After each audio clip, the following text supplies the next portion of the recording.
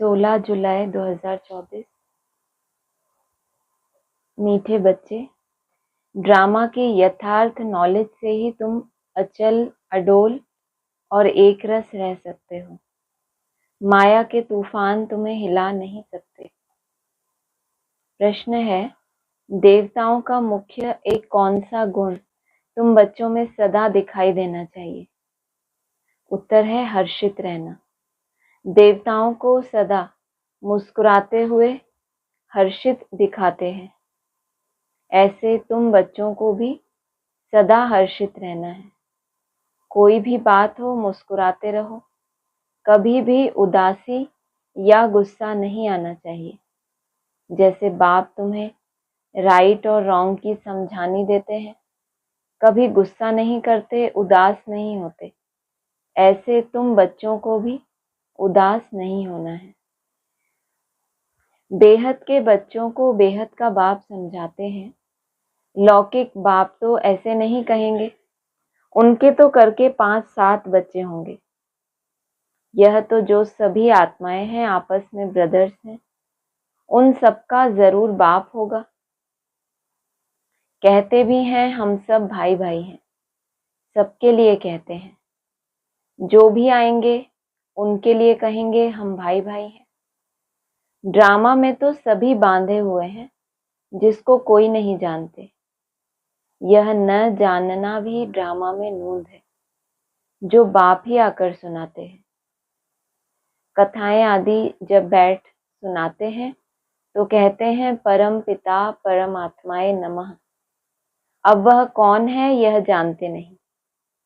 कहते हैं ब्रह्मा देवता, विष्णु देवता, शंकर देवता, परंतु समझ से नहीं कहते।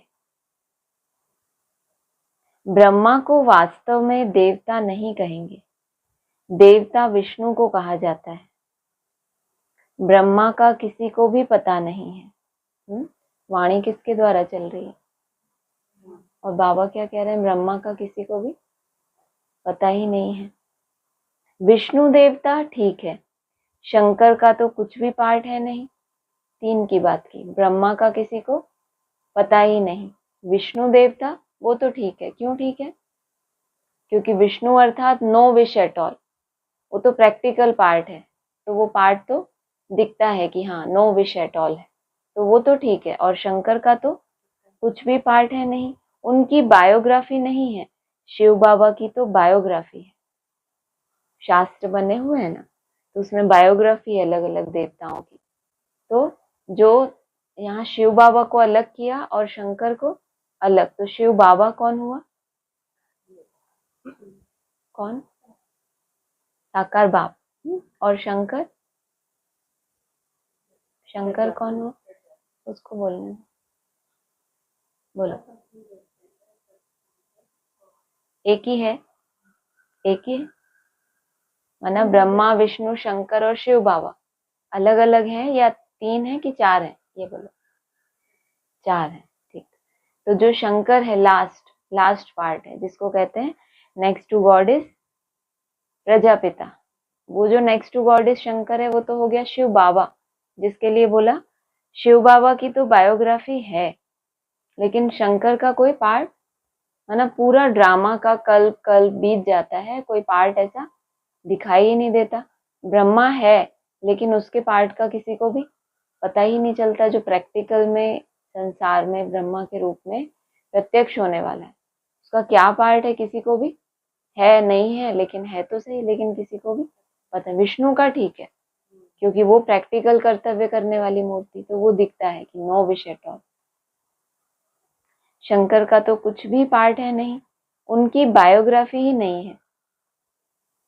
शिव बाबा की तो बायोग्राफी है, भक्ति मार्ग में भी है ना, शिव पुराण बना हुआ है, और कृष्ण की भागवत बनी हुई है, राम की रामचरितमानस है। प्रजापिता का कोई शास्त्र है या शंकर के नाम से कुछ है?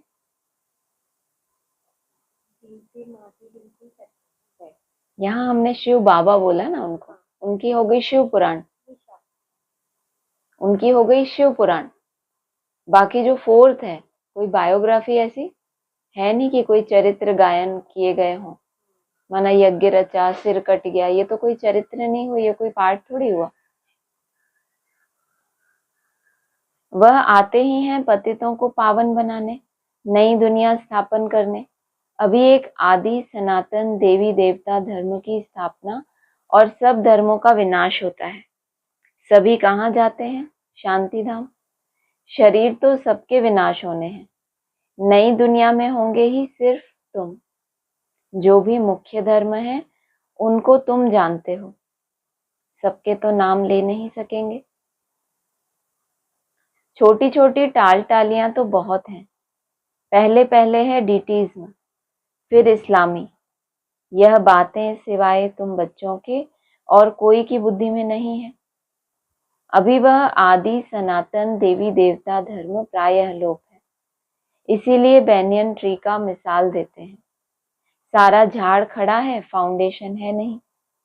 सबसे बड़ी आयु इस बैनियन ट्री की होती है, तो इसमें सबसे बड़ी आयु है आदि सनातन देवी देवता धर्म की।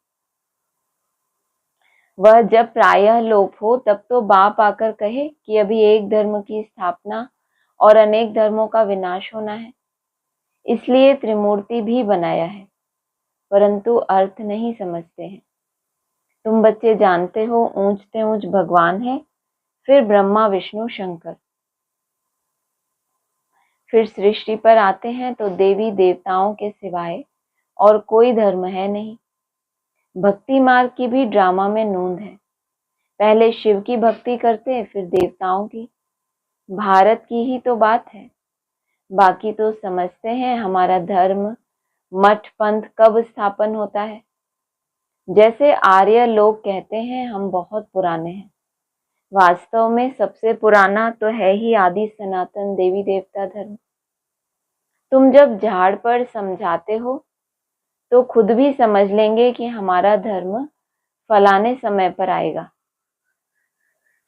सबको जो अनादि अविनाशी पार्ट मिला हुआ है सो बजाना है, इसमें कोई का दोष या भूल नहीं कह सकते। यह तो सिर्फ समझाया जाता है। पाप आत्मा क्यों बने हैं? मनुष्य कहेंगे हम बेहद के बाप के सब बच्चे हैं, फिर सब ब्रदर्स सतयुग में क्यों नहीं है? हिंदू मुस्लिम इस्लामी ये सब क्या है? एक ही बाप के बच्चे हैं। तो क्वेश्चन उठता है कि फिर हम सतयुग में क्यों नहीं है? परंतु ड्रामा में पार्ट ही नहीं है। यह अनादि ड्रामा बना हुआ है, इसमें निश्चय रखो और कोई बात बोलो ही नहीं। ये भी क्या हुआ? ड्रामा में संशय कि हमारा पार्ट वहां क्यों नहीं, क्योंकि फाउंडेशन पढ़ना है देवी देवता धर्म से, एक जैसी धारणा है। लेकिन अगर आपकी धारणाएं अलग अलग हैं तो आपके पास भी स्वस्थिति होगी, लेकिन उस संगठन में एंट्री हो, क्योंकि धारणाएं अलग अलग है ना। धारणाओं में बहुत अंतर है, समझ में अंतर है, आत्मिक स्थिति में भी कैटेगरी है, शांति धाम में भी अलग अलग सेक्शन बन गए, तो कितना अंतर है ना। आपके शांति धाम में जाने की गति ही अलग है। आप योग बल से पावन बन के नहीं गए तो आपको सतयुग में कैसे एंट्री मिल जाए? इसमें निश्चय रखो और कोई बात बोलो नहीं। चक्र भी दिखाया है कैसे यह फिरता है। कल्प वृक्ष का भी चित्र है, परंतु यह कोई जानते नहीं कि इनकी आयु कितनी है। बाप कोई की निंदा नहीं करते, यह तो समझाया जाता है। तुमको भी समझाते हैं, तुम कितने पावन थे, अभी पतित बने हो तो पुकारते हो हे पतित पावन आओ। पहले तो तुम सबको पावन बनना है, फिर नंबरवार पार्ट बजाने आना है। आत्माएं सब ऊपर में रहती हैं, बाप भी ऊपर में रहते हैं, फिर उनको बुलाते हैं कि आओ। ऐसे वह बुलाने से आते नहीं हैं। बाप कहते हैं मेरा भी ड्रामा में पार्ट नूंदा हुआ है। जैसे हद के ड्रामा में भी बड़े बड़े मुख्य एक्टर्स का पार्ट होता है, यह फिर है बेहद का ड्रामा। यह सब ड्रामा के बंधन में बांधे हुए हैं। इसका मतलब यह नहीं है कि धागे में बांधे हुए हैं, नहीं, यह बाप समझाते हैं। वह है जड़ झाड़। अगर बीज चैतन्य होता तो उसको मालूम होता ना कि यह कैसे झाड़ बड़ा हो फिर फल देंगे। यह तो चैतन्य बीज इस मनुष्य सृष्टि रूपी झाड़ का है। इसको उल्टा झाड़ कहा जाता है। बाप तो है नॉलेजफुल, उनको सारे झाड़ की नॉलेज है। यह है वही गीता की नॉलेज, कोई नई बात नहीं है। यहाँ बाबा कोई श्लोक आदि नहीं उच्चारते हैं। वो लोग ग्रंथ पढ़कर फिर अर्थ बैठ समझाते हैं। बाप समझाते हैं यह है पढ़ाई, इसमें श्लोक आदि की दरकार नहीं। उन शास्त्रों की पढ़ाई में कोई एम ऑब्जेक्ट है नहीं, तो बाबा ने क्यों शुरू किया? श्लोक पढ़ना, ग्रंथ हुआ ना, फिर उसका अर्थ समझाना। बाबा क्या कह रहे हैं यहाँ पे? यहाँ बाबा कोई श्लोक आदि नहीं उच्चारते। वो लोग दूर हो गए बाप से, तो क्या करें? कुछ तो करें ना। जो गीता का ज्ञान है, ज्ञान तो सुन सुन के क्या हो गए? बोर हो गए। डमरू भी था बहुत सारा, धारणाओं से नीचे भी आ गए, तो फिर क्या शुरू करो? गीता के श्लोक पढ़ो, उसमें तो कोई डमरू नहीं होगा ना। शायद वहां से सदगति होना शुरू हो बुद्धि की, तो ऐसी उम्मीद है। बाकी यहाँ तो बाबा कोई श्लोक आदि की कोई दरकार ही नहीं, क्योंकि जो बच्चे हैं पढ़ने वाले, उन्होंने जीवन में धारण करना सीख लिया।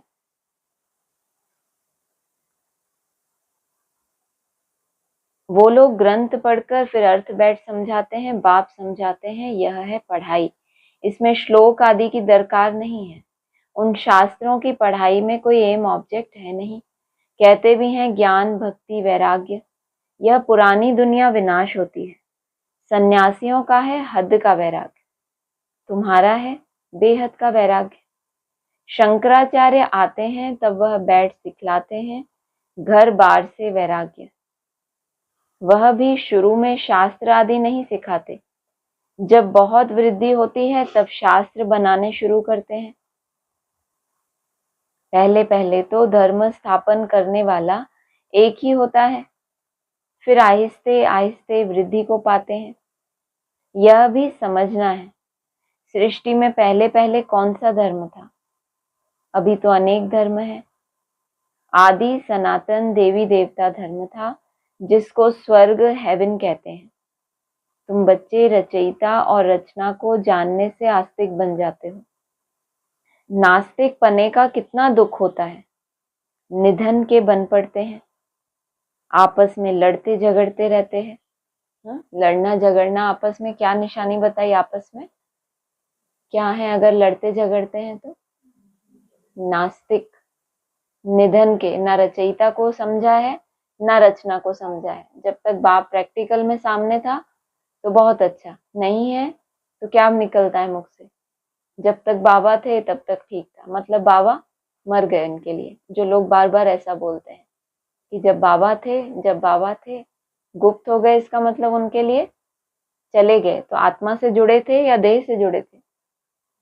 ना रचयिता को समझा था, ना उसकी स्टेज को समझा था कि कैसे दिल से दिल को राहत होती है।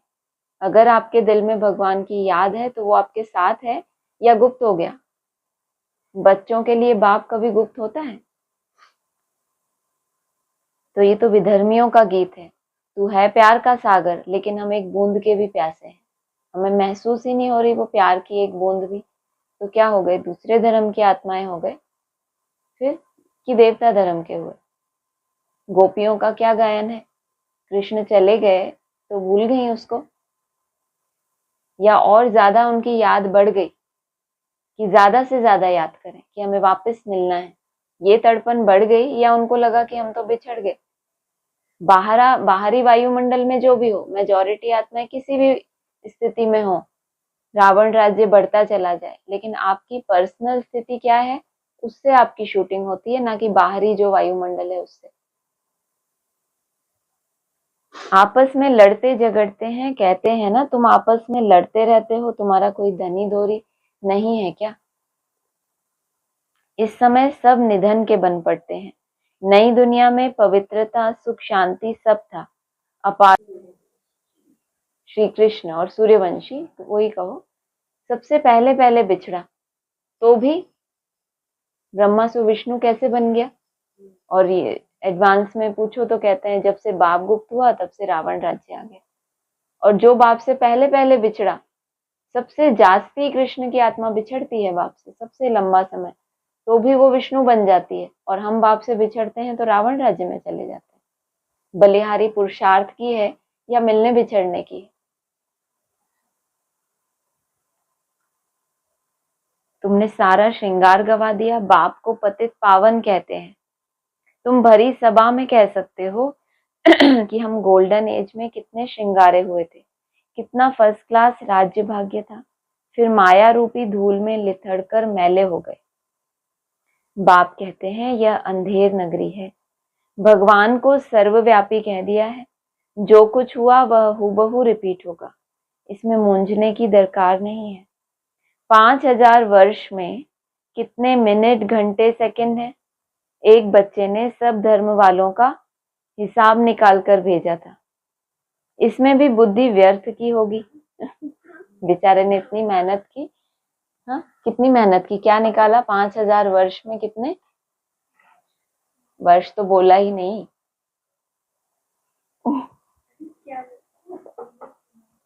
घंटे, सेकंड। बाबा तो ऐसे ही समझाते हैं कि दुनिया कैसे चलती है। माना तुमने निकाल के हिसाब भेज दिया, सफल एक भी मिनट नहीं किया तो तुम्हारे किस काम का? घंटों का हिसाब निकालते रहो और खुद के घंटे, दिन, महीनों वेस्ट होते जाएं, तो ऐसा हिसाब निकाला ना निकाला। प्रजापिता ब्रह्मा है, ग्रेट ग्रेट ग्रैंडफादर। उनका ऑक्यूपेशन कोई नहीं जानते। विराट रूप बनाया है तो प्रजापिता ब्रह्मा को भी उड़ा दिया है। बाप और ब्राह्मणों को यथार्थ रीति जानते नहीं है। उनको कहते भी हैं आदिदेव। बाप समझाते हैं मैं इस झाड़ का चैतन्य बीज रूप हूँ। यह उल्टा झाड़ है। बाप जो सत्य है, चैतन्य है, ज्ञान का सागर है, उनकी ही महिमा की जाती है। आत्मा ना हो तो चल फिर भी ना सके। गर्भ में भी 5-6 मास के बाद आत्मा प्रवेश करती है। यह भी ड्रामा बना हुआ है। फिर आत्मा निकल जाती है तो खलास। आत्मा अविनाशी है, वह पार्ट बजाती है। यह बाप आकर रियलाइज कराते हैं। आत्मा इतनी छोटी बिंदी है, उसमें अविनाशी पार्ट भरा हुआ है। परमपिता भी आत्मा है, उनको ज्ञान का सागर कहा जाता है। वही आत्मा का रियलाइजेशन कराते हैं। वह तो सिर्फ कह देते हैं परमात्मा सर्वशक्तिमान, हजारों सूर्यों से तेजोमय है, और बाप तुमको क्या कराते हैं? रियलाइज कराते हैं कि आत्मा कितनी छोटी बिंदी है और अविनाशी पार्ट कैसे बजाती है। अविनाशी पार्ट और विनाशी पार्ट किसको कहते हैं? अविनाशी मतलब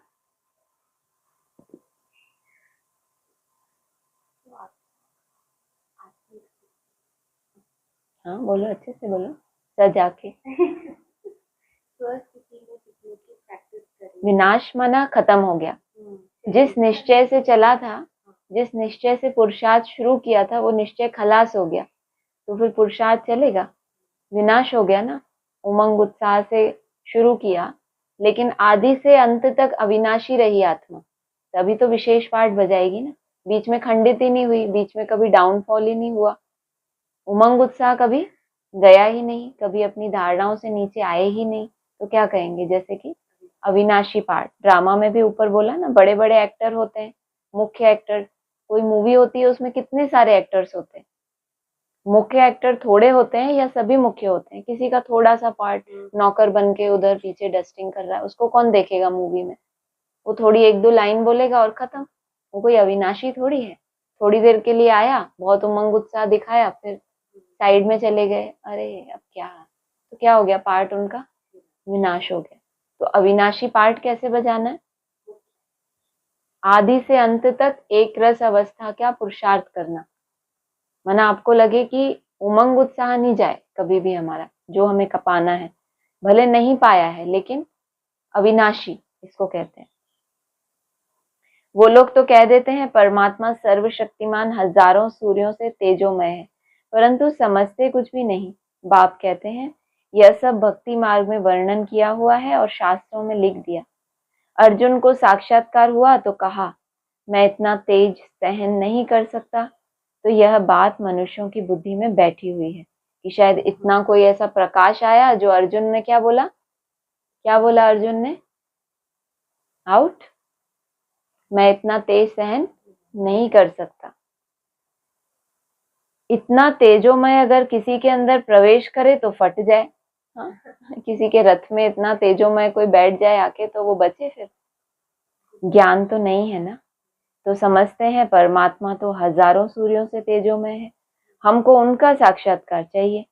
भक्ति की भावना बैठी हुई है तो उनको वह साक्षात्कार भी होता है, यहाँ भी होता है। ज्ञान मार्ग में भी जो भक्त हैं उनकी बुद्धि में वही है कि प्रकाश दिखेगा, रोशनी आएगी, तो उनको आज तक वही साक्षात्कार होता रहता है। फायदा कुछ भी नहीं, कोई विकर्म विनाश नहीं होते। शुरू शुरू में तुम्हारे पास भी ऐसे बहुत साक्षात्कार करते थे, आंखें लाल हो जाती थी है? अभी किसी की यहाँ बैठे बैठे आंखें लाल हो जाएं तो आपको बहुत खुशी होगी, या बोलोगे डॉक्टर को दिखाओ, उनकी तो होती हैं। तो शुरू में ऐसे बहुत होता था, जीवन कहानी में भी लिखा है, आंखें ब्रह्मा बाबा की भी कैसी हो गई थी, लाल लाल हो जाती थी। वही बाबा ने कहा, कमरा भी लाल, आंखें भी लाल, लाल चोला लाल सब कुछ। साक्षात्कार किया ऐसे शुरू में बहुत, तुम्हारे पास भी ऐसे बहुत साक्षात्कार करते थे, आंखें लाल हो जाती थी, साक्षात्कार किया, फिर आज वह कहाँ है? सूक्ष्म वतन में। लाल आंखों वाले भी कहाँ चले गए? हाँ,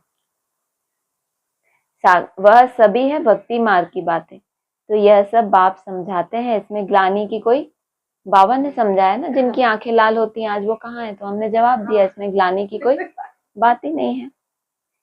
बच्चों को सदैव हर्षित रहना है, यह तो ड्रामा बना हुआ है। मुझे इतनी गालियां देते हैं, फिर मैं क्या करता हूँ? गुस्सा आता है क्या?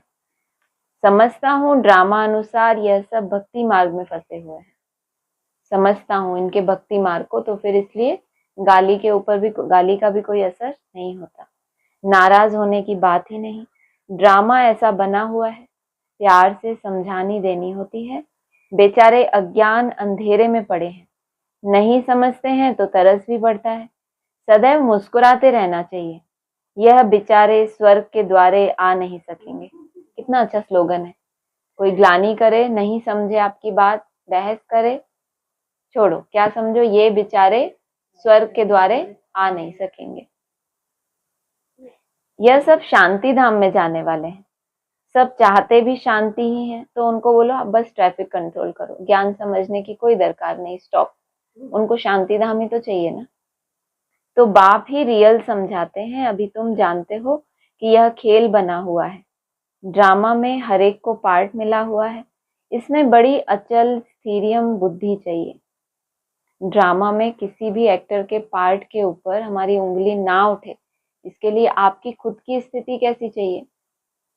बहुत अच्छा एक वो स्लोगन बताते हैं ना कि जब भी दूसरे के ऊपर आप उंगली उठाते हो तो आप ये नहीं बताते कि वो कैसा है, आप ये बता रहे हो कि आप कितना नेगेटिव सोच सकते हो किसी के लिए। वो तो हो सकता है अपनी उस गलती के लिए खुद ही अपने आप से बहुत परेशान हो, ये भी हो सकता है।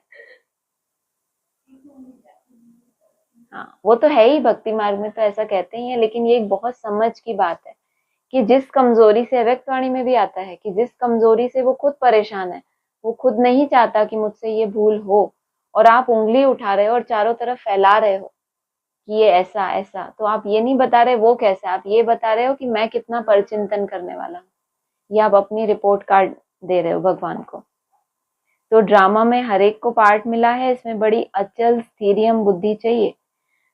अचल और स्थिरियम की जरूरत ही कहाँ पे है? पीछे जब पूछा जा रहा है तब तो आई कांटेक्ट रखो। अचल और स्थिरियम बुद्धि की जरूरत कहाँ है? वो ही बताएंगे, पीछे वाले दोनों, या तो वो बीच वाले। पता कैसे चलता है कि इनकी बुद्धि अचल है कि विचलित हो गई? जब कोई ना कोई ऐसा कारण हो जो आपकी बुद्धि को हिलाए, और उस समय पता चले कि हमारी बुद्धि हिली ही नहीं, तब पता चलेगा कि आप स्थिरियम हो। शांति के वायुमंडल में आप शांत हो, एकदम स्टॉप, निसंकल्प। कोई समाचार आ गया, एकदम से फोन आ गया, फलाना मर गया, एक्सीडेंट हो गया, ये हो गया, वो हो गया, और फिर बोलो स्टॉप, और फिर भी वो ना जाए तो क्या कहेंगे? अचल और स्थिरियम। ड्रामा एक्यूरेट बुद्धि में बैठा हुआ है, ड्रामा में नथिंग न्यू, कल्याणकारी। जब तक अचल अडोल एक रस अवस्था नहीं, तब तक पुरुषार्थ कैसे करेंगे? ये बहुत अजीब सी बात है। समझा किसी ने? आप लोगों ने ये लाइन पहले कभी सुनी है? ये मैंने पहली बार सुनी, आप लोगों ने सुनी? नहीं सुनी? सुनी आपने? क्या बोला? तब तक पुरुषार्थ कैसे करेंगे? हद हो गई। पुरुषार्थ करके अचल अडोल स्थिति बनाए या अचल अडोल बन के फिर पुरुषार्थ करें? कहाँ जाए हम? बहुत सारे एक तो ये लफड़े हैं। क्या कहते हो आप?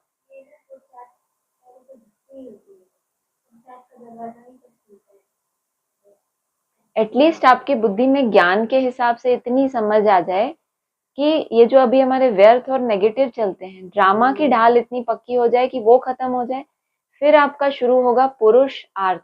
पुरुष माना आत्मा। आत्मा के अर्थ क्या है? उसको उस स्वरूप में स्थित कर देना।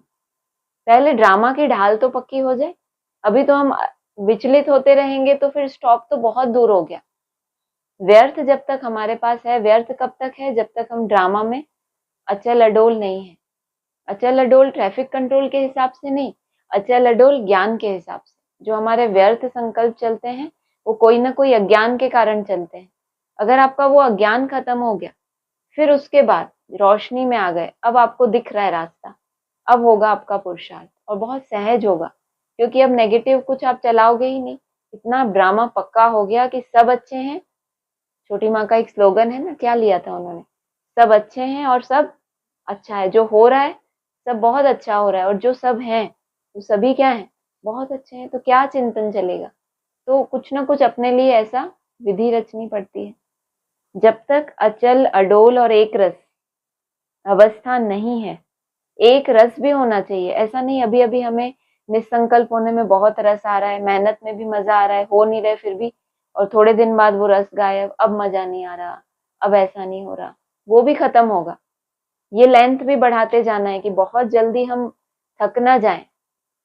ये एक प्रैक्टिस करनी है, थोड़ा थोड़ा करें, बहुत ज्यादा एक्सट्रीम में नहीं कि बस इतने दिन 21 दिन में मुझे इतना कर लेना है, फिर पता चले आप एकदम ही बोर हो जाओ उससे। ऐसा नहीं, ऐसा लक्ष्य रखना है कि अब ये सालों साल भी मुझे ऐसे करना है, तो उसके लिए मुझे अपने आप को प्रिपेयर करना है। बिल्कुल भी इससे उबना ही नहीं है। तब हम कहेंगे एक रस।